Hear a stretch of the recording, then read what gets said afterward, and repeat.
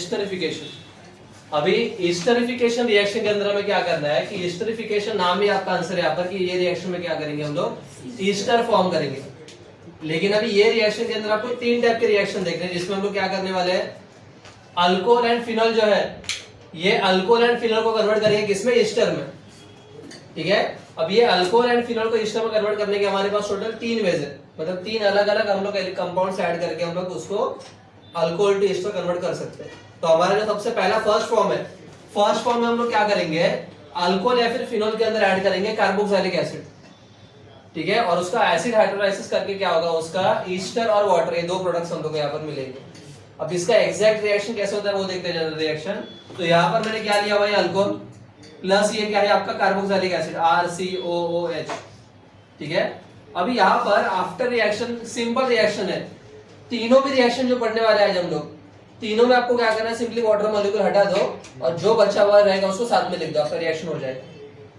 यहाँ पर ये एक्चुअली कैसा होता है, कार्बोक्सिलिक एसिड ऐसे होता है, मैंने पर्पसफुली इसको उल्टा लिखा है, क्यों, बिकॉज ये वाले रिएक्शंस के अंदर क्या होता है, OH बॉन्ड ब्रेक होता है। हमने देखा था reaction due to breakage of OH bonds, देखा ना हमने O और H का ब्रेकअप कैसे होता है, अलग अलग कैसे होते हैं। तो सेम यहाँ पर भी होने वाला है, ये O और H का क्या होगा, ब्रेकअप होगा, ब्रेकअप होके O यहाँ पर रहेगा, H क्या हो जाएगा, दूसरे के साथ भाग जाएगा। तो दूसरा वो कौन है, दूसरा भी OH पकड़ा उसने। ठीक है, तो ये H और OH ये दोनों मिलेंगे और दोनों का मिलके क्या फॉर्म होगा, H2। तो ये H और OH वाला H2 यहाँ पर आ गया मेरा।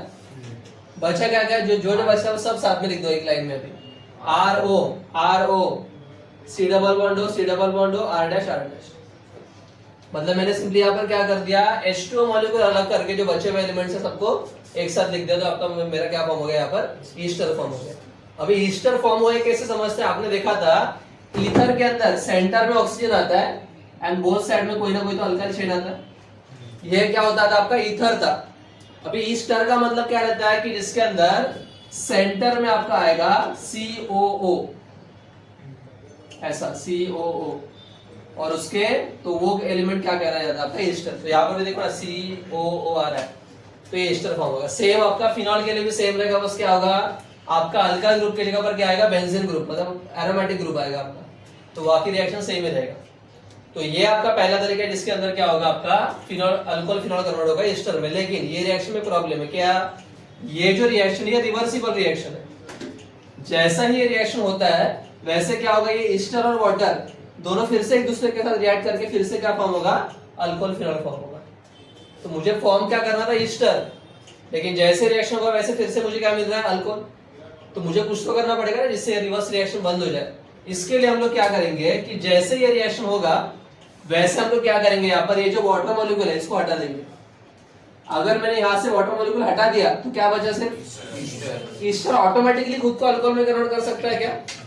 तो दैट्स व्हाई ये रिएक्शन के अंदर रिएक्शन होते ही हमें क्या करना पड़ता है, वाटर मॉलिक्यूल को हटाना पड़ता है, जिससे रिवर्सिबल रिएक्शन होता नहीं है। ठीक है, तो ये भी इसमें इंपॉर्टेंट पॉइंट याद रखना है। यहाँ पर क्या याद रखना है आपको कि आपका वाटर मॉलिक्यूल इज रिमूव्ड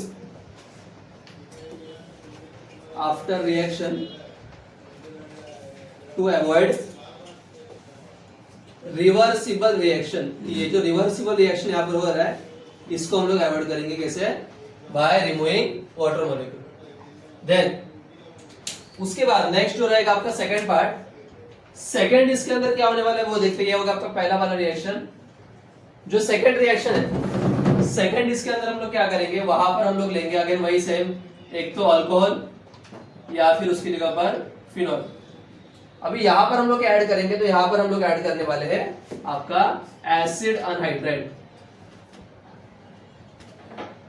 ठीक है, तो यहां पर भी सेम होगा कि आफ्टर रिएक्शन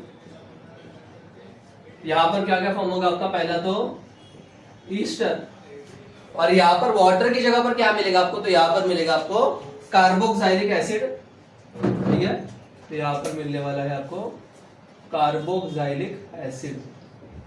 ठीक है, तो ये भी रिएक्शन का रिएक्शन समझ लेते हैं। पहले क्या होगा आपका अल्कोहल फिनॉल आएगा, तो यहाँ पे पहले अल्कोहल का एग्जांपल लेते हैं ROH प्लस।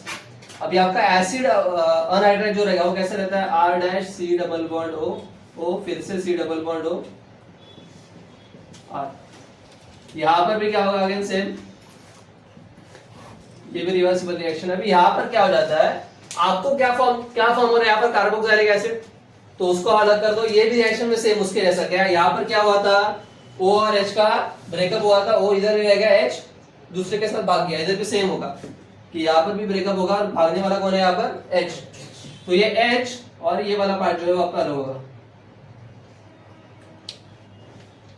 तो ये क्या हो गया RCOOH, मतलब क्या हो गया आपका कार्बोक्सिलिक एसिड मिल गया आपको। तो दैट्स व्हाई यहाँ पर मुझे क्या मिल गया अलग से, R-COOH, तो R-COOH मुझे कार्बोक्सिलिक एसिड मिल गया। और अगेन वही सेम क्या बचा हुआ जितना भी है वो सब कुछ क्या करेंगे साथ में लिखेंगे, तो क्या क्या आएगा RO, then C double bond O, R-, तो ये क्या मिल गया मुझे यहाँ पर, तो सेम अभी यहाँ पर भी एस्टर मिल गया। तो रिएक्शन सिंपल है, बस क्या करना है, H को वहां पर शिफ्ट कर दो, यहाँ पर वाटर फॉर्म होना चाहिए, यहाँ पर कार्बोक्सिलिक एसिड फॉर्म होना चाहिए, ठीक है। देन फिनॉल के लिए भी सेम होगा, बस क्या फर्क आएगा, R की जगह पर क्या आएगा AR आएगा, बाकी पूरा रिएक्शन डिटो सेम रहेगा।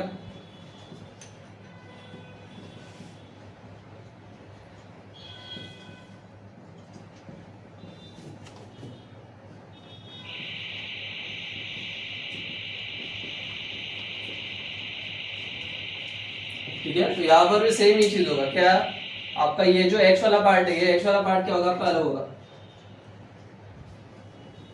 ठीक है। देन नेक्स्ट नाउ अभी थर्ड जो आपका पार्ट है, इसके अंदर हम लोग क्या करेंगे, यहाँ पर हम लोग ऐड करेंगे अल्कोहल के अंदर एसिड क्लोराइड, सो alcohol plus acid chloride.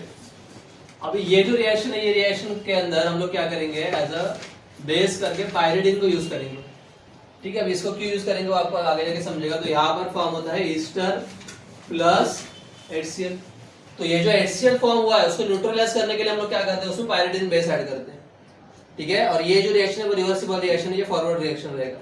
Now इसका भी सेम रहेगा, पहला अल्कोहल प्लस क्या आएगा आपका एसिड क्लोराइड, में उसको उल्टा लिखता हूं जानबूझ के, यहाँ पर बेस के लिए लिया हमने पायरिडीन। यहाँ पर भी सेम होगा, किसका ब्रेकअप होता है, OH का, ठीक है। भाग के कौन जाता है, H, तो क्या होगा ये H और ये Cl, ठीक है। तो यहाँ पर क्या मिल गया आपको अलग से HCl मिल गया, हाइड्रोक्लोरिक एसिड। नाउ जो बचा पार्ट है वो साथ में आएगा आपका क्या, RO C double bond R-, मतलब क्या मिला मुझे यहाँ पे ईस्टर मिल गया आपका। सेम आपका फिनॉल के लिए सेम रहेगा, बस क्या होगा अराइल ग्रुप आएगा वहां पर,